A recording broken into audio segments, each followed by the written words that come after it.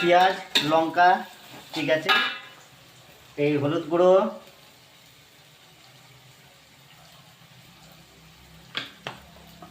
আর এটা হচ্ছে কাঁচা ধনে, কাঁচা ধনে আর জিরে গুঁড়ো,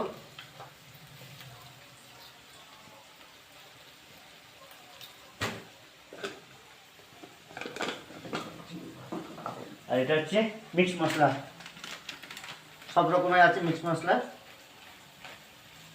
ঠিক আছে।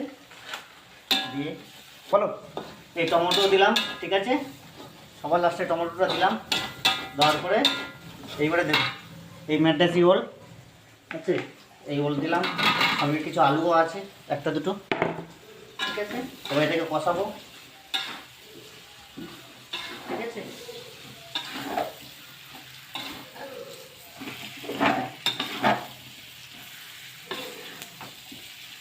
বন্ধ করে দাও। হ্যাঁ, তরকারি মোটামুটি কষা হয়ে গেছে, ঠিক আছে। এবার এই জল ঢাললাম, আর হয়তো 5-7 মিনিট লাগবে। দাদা এই তরকারি প্রায় হয়ে গেছে, ঠিক আছে,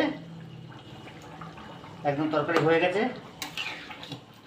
এটা হচ্ছে বিলেতি ওলকচু তরকারি, চিংড়ি মাছ টমেটো সব কিছু দিয়ে রান্না করা।